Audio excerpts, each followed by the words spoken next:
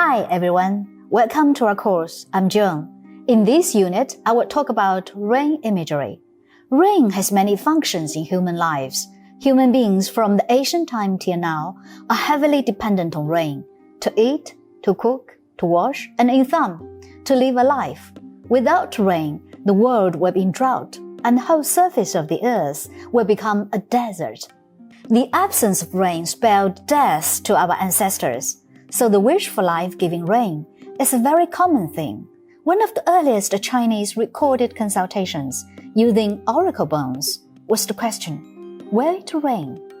People in ancient civilizations used to attribute different elements of nature to certain gods and goddesses. Almost every civilization around the globe had some deity or personification of the rain and other nature phenomena associated with it. Rain imagery in mythologies.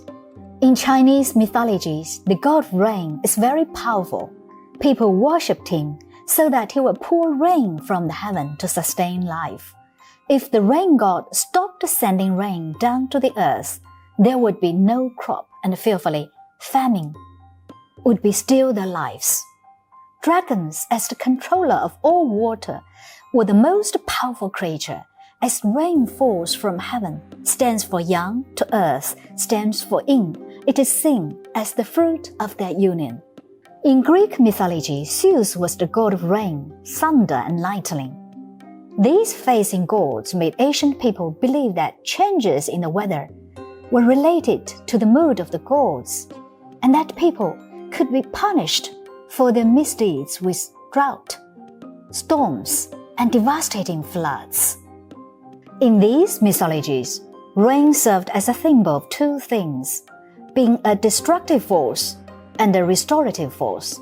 It is interesting to note that the flood myths caused by endless rains and instigated with the aim of getting rid of humanity is quite common in ancient mythologies.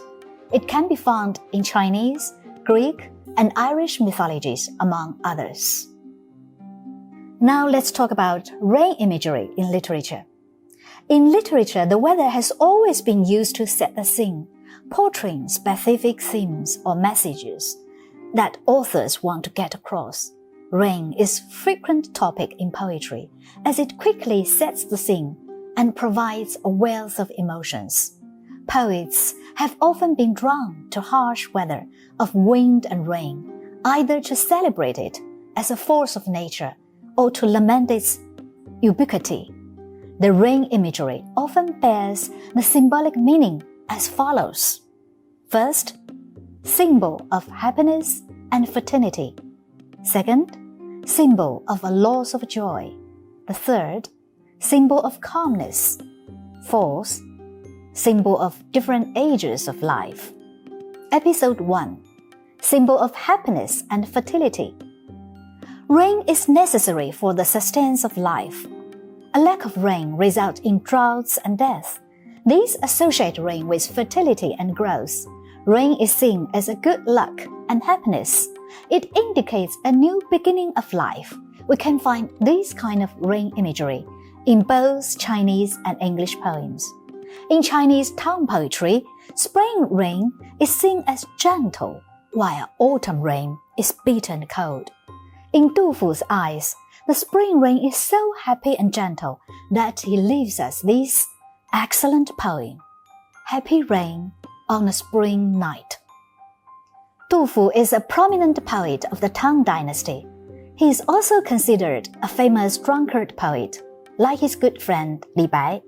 Du Fu and Li Bai are both influential, that their names are often combined and well known as Li Du. Du Fu's lifelong dream was to serve as a great civil servant for his country. However, this dream was never fully accomplished due to his personality and multiple imperial exam failures. The Tang Dynasty is often regarded as a golden age of China, with great political influence in Asia and beyond.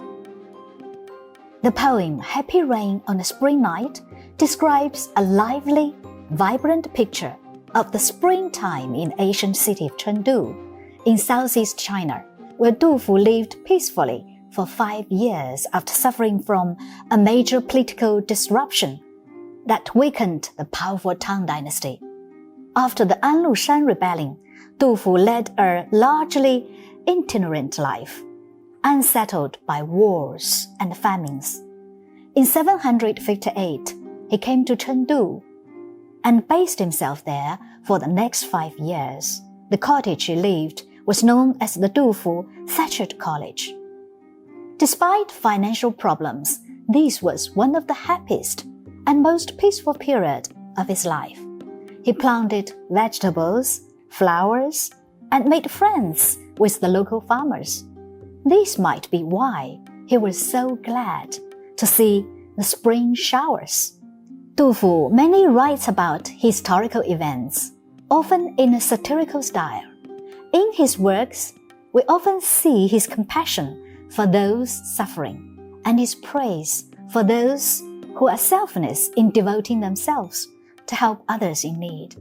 Happy Rain is not one of Du Fu's typical style of poem, as it takes on a more gentle and softer tone, reflecting his love and appreciation for the spring rain.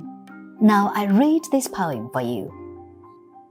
春夜喜雨，好雨知时节，当春乃发生。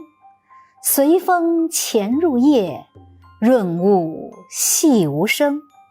野径云俱黑，江船火独明。晓看红湿处，花重锦官城。Now the English version, translated by Xu Yuanchong. Happy rain on a spring night. Good rain knows its time right. It will fall when comes spring. With wind, it stills in night. Mute, it moistens each thing. A white lens dark cloud spreads. In boat a lantern looms. Dawn sees saturated rays. The towns heavily with blossom. In a traditional agricultural society, the coming year's livelihood depends very much on the amount of rain in the spring sowing season. As the Chinese saying goes, spring showers are more valuable than oil. Farmers always look forward to the rain in spring. Spring rain moistens the soil, helps germination, and brings life. It does this gently and quietly, almost going unnoticed, and doesn't ask for anything in return. Du Fu describes spring rain as good rain, just like the people, with a kind heart, who selflessly helps others in need. He times its arrival in evening, sprinkling his magic overnight, and giving the world a breath of fresh air.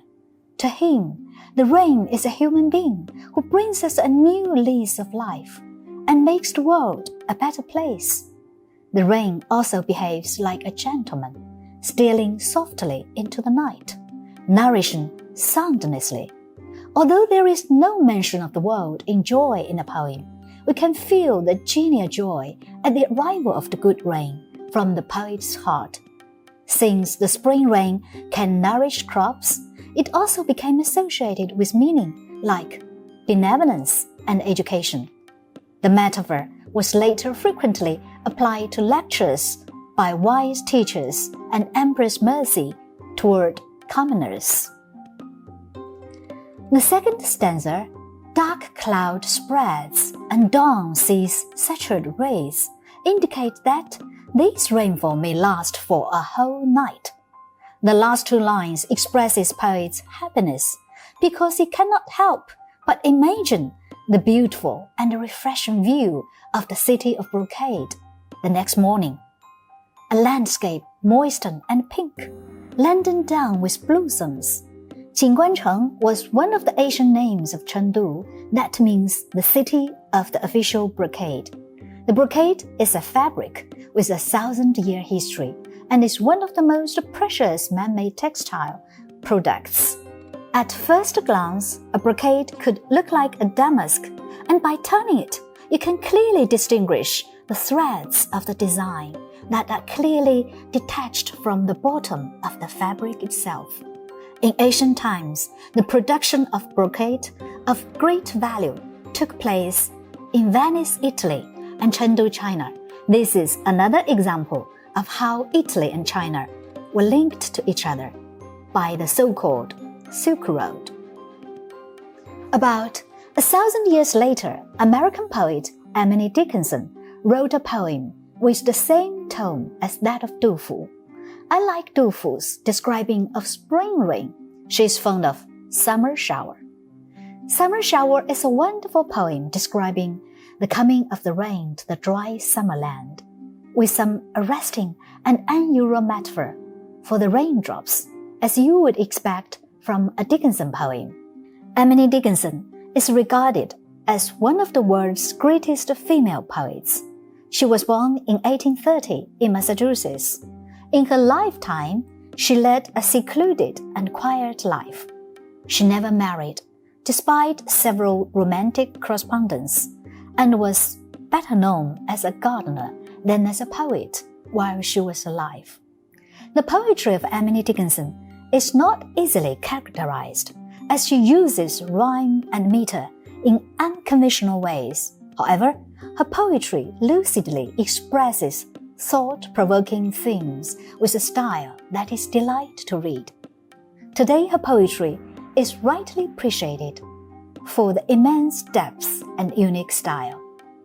Her poem Summer Shower, also known as A Drop Fell on the Apple Tree, was given the name after death by two of his good friends when it was published. Like Du Fu's Spring Rain, the poem Summer Shower is also filled with happiness. It describes with Dickinson's skills and imagery of the summer seasons. The poet explores themes of nature, rebirth, or revitalization of life. Throughout, the mood is uplifting and light-hearted. Now I read the poem for you. Summer Shower. A drop fell on the apple tree, another on the roof.